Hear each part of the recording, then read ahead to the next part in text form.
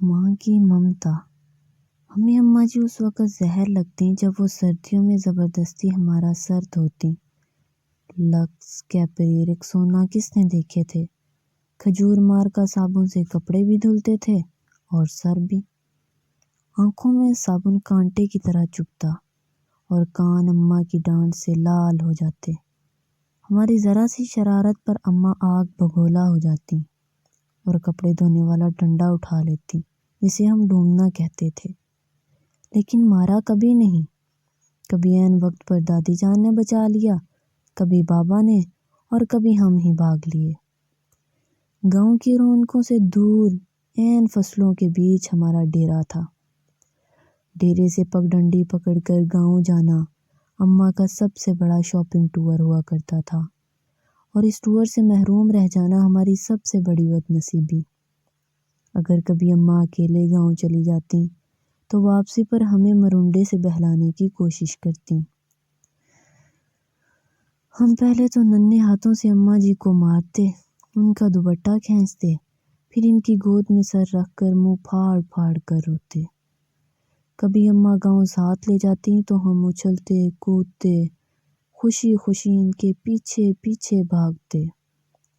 شام گئے جب گاؤں سے واپسی ہوتی تو ہم بہت روتے۔ ہمیں گاؤں اچھا لگتا تھا۔ ماں، ہم گاؤں میں کب رہیں گے؟ میرے سوال پر اماں وہی گھسا پٹا جواب دیتی، جب تو بڑا ہوگا، نوکری کرے گا، بہت سے پیسے آئیں گے، تیری شادی ہوگی، وغیرہ وغیرہ۔ یوں ہم ماں بیٹا باتیں کرتے کرتے تاریک ڈیرے پر آن پہنچے۔ مجھے یاد ہے گاؤں میں بابا مظفر کے ہاں شادی کا جشن تھا۔ وہاں جلنے بجھنے والی بتیاں بھی لگی تھی اور پٹاخے بھی پھوٹ رہے تھے۔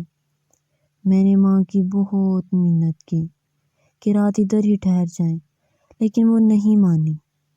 جب میں ماں جی کے پیچھے روتا روتا گاؤں سے واپس آ رہا تھا تو نیت میں فطور آ گیا اور چپکے سے گاؤں واپس لوٹ گیا۔ شام کا وقت تھا۔ ماں کو بہت دیر بعد میری گمشدگی کا اندازہ ہوا۔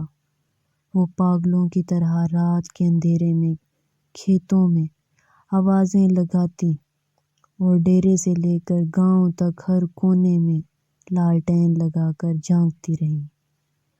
رات گئے جب میں شادی والے گھر سے بازیاب ہوا تو وہ شیرنی کی طرح مجھ پر حملہ آور ہوئیں۔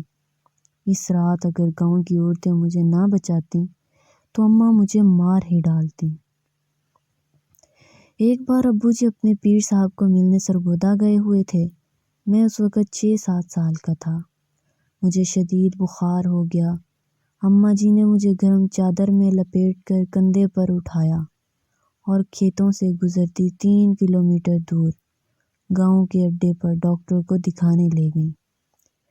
واپسی پر ایک کھالے کو پھلانگتے ہوئے وہ کھیت میں گر گئیں، لیکن مجھے بچا لیا۔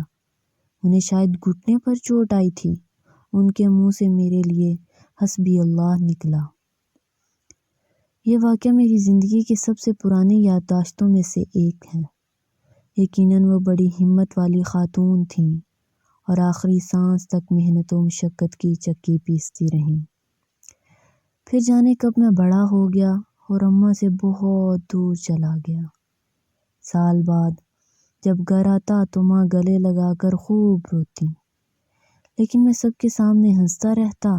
پھر رات کو جب سب سو جاتے تو چپکے سے ماں کے ساتھ جا کر لیٹ جاتا اور اس کی چادر میں منہ چھپا کر خوب روتا۔ ماں کھیت میں چارہ کاٹتی اور بہت بھاری پنڈ سر پر اٹھا کر ٹوکے کے سامنے آن پھینکتی۔ کبھی کبھی خود ہی ٹوکے میں چارہ ڈالتی اور خود ہی ٹوکا چلاتی۔ جب میں گھر ہوتا تو مغرور بھی ان کا ہاتھ بٹاتا۔ جب میں ٹوکا چلاتے چلاتے تھک جاتا تو وہ سرگوشی میں پوچھتی، بات کروں تمہاری فلانے گھر میں؟ وہ جانتی تھیں میں پیدائشی عاشق ہوں اور ایسی باتوں سے میری بیٹری فل ہو جاتی ہے۔ پھر ہم نے گاؤں میں گھر بنا لیا اور ماں نے اپنی پسند سے میری شادی کر دی۔ میں فیملی لے کر شہر چلا آیا اور ماں نے گاؤں میں اپنی الگ دنیا بسا لی۔ وہ میرے پہلے بیٹے کی پیدائش پر شہر بھی آئیں۔ میں نے انہیں سمندر کی سیر بھی کرائی۔ گلفٹن کے ساحل پر چائے پیتے پیتے انہوں نے کہا، اس سمندر سے تو ہمارے ڈیرے کا چھپر زیادہ خوبصورت لگتا ہے۔ ماں بیمار ہوئی تو میں چھٹی پر ہی تھا۔ انہیں کئی دن تک بس کو پان کھلا کر سمجھاتا رہا کہ معمولی پیٹ کا درد ہے، جلد افاقہ ہو جائے گا۔ پھر درد بڑھا تو شہر کے بڑے ہسپتال لے گیا۔ جب ڈاکٹر نے بتایا کہ جگر کا کینسر آخری سٹیج پر ہے، خون کی فوری ضرورت محسوس ہوئی، تو میں خود بلڈ بینک بیڈ پر جا لیٹا۔ ماں کو پتہ چلا تو اس نے دکھ سے دیکھ کر اتنا کہا، کیوں دیا خون؟ خرید لاتا کہیں سے، پاگل کہیں کا۔ میں بمشکل اتنا کہہ سکا، اماں خون کی چند بوندوں سے تو وہ قرض بھی ادا نہیں ہو سکتا جو آپ مجھے اٹھا کر گاؤں ڈاکٹر کے پاس لے کر گئی تھیں اور واپسی پر کھالا پھلانگتے ہوئے گر گئی تھیں۔ وہ کھلکھلا کر ہنسی تو میں نے کہا، اماں مجھے معاف کر دینا، میں تیری خدمت نہ کر سکا۔ میرا خیال ہے کہ میں نے شاید ہی اپنی اماں کی خدمت کی ہوگی۔ وقت نہیں ملا لیکن بہت فراغ دل تھی۔ بستر مرگ پر جب بار بار میں اپنی کوتاہیوں کی ان سے معافی مانگ رہا تھا تو کہنے لگیں، میں راضی ہوں بیٹا، کاہے کو بار بار معافی مانگتا ہے؟ ماں نے میرے سامنے دم توڑا لیکن میں رویا نہیں۔ دوسرے دن سر بھاری ہونے لگا تو قبرستان چلا گیا اور قبر پر بیٹھ کر منہ پھاڑ کر رویا۔